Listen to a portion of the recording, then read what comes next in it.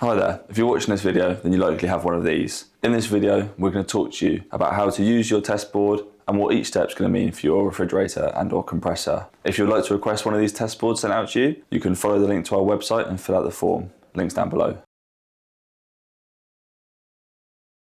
So the first thing we're going to do is we're going to remove power to the fridge. You're either going to remove the inline fuse, or if you've got a switch in line, you're going to turn this off. Now with the power off, we're going to remove the screws in the fitting frame, and or you may have screws going from the inside out. This is because we need access to the compressor. So we've now got the fridge removed. We've got the fridge sat here on the table. We're going to take the cables coming out of the load side A from the test board. You notice at the end of this, we're going to have Wago connections, and then you can also remove these to have two spade connections.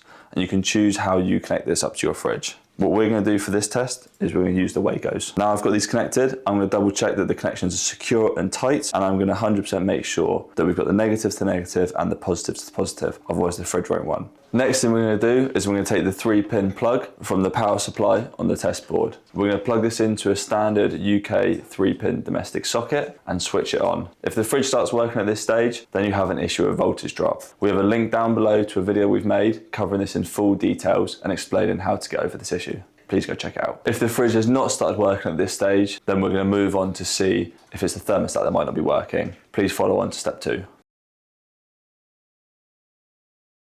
First thing we're going to do is check if it's the thermostat at fault, is we're going to switch off the power to the 3-pin plug.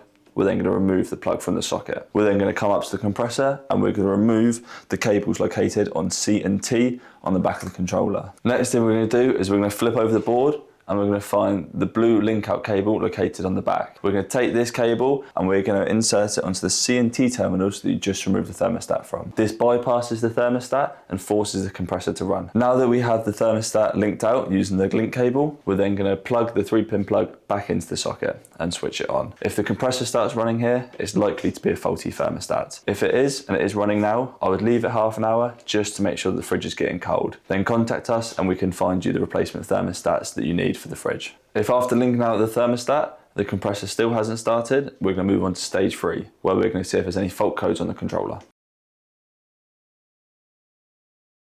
So again, what we're going to do is we're going to switch off the power and we're going to unplug the 3-pin plug. We're then going to come to the back of the board where we're going to locate the 2 small red and black cables. These are the cables for the LED. We're going to plug these into the controller, and this is going to show us the fault code's presence by a series of flashes, which we're going to explain later. There are 2 types of controller depending on the compressors that you have. It's a BD35 and a BD Nano. We currently have a BD Nano here in front of us. We're going to run through that first, and then afterwards we're going to run for a BD35. On the BD Nano compressor, we have a small positive and an LIN. We're going to take the red cable from the back of the board and attach this onto the small positive. We're then going to take the black cable and connect this onto the LIN. This will then allow the LED to flash the series of codes that we require to see what's going on. If you have a BD35 compressor, we're going to take this cable and we're going to insert it onto the C and T terminals, remove the red wire from the positive terminal, and using the little jumper on the red LED, mount these together and place them back onto the positive terminal. Then take the black cable and attach it to the D/I terminal.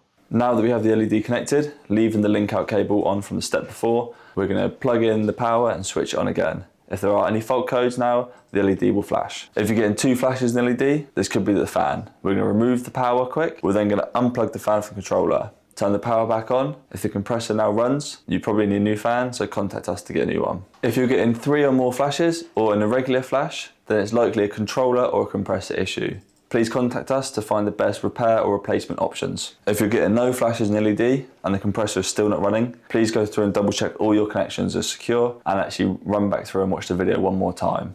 If you've still got no flashes on the LED, then please contact us and let us know. Thank you for taking the time to watch the video and use the test board. Please get back to us for your findings. If you would like to request a test board from us, please go to the link below to our website where you can fill out the technical support form. Also, don't forget to head to the channel and check out the other technical support videos if you're still having issues with your fridge.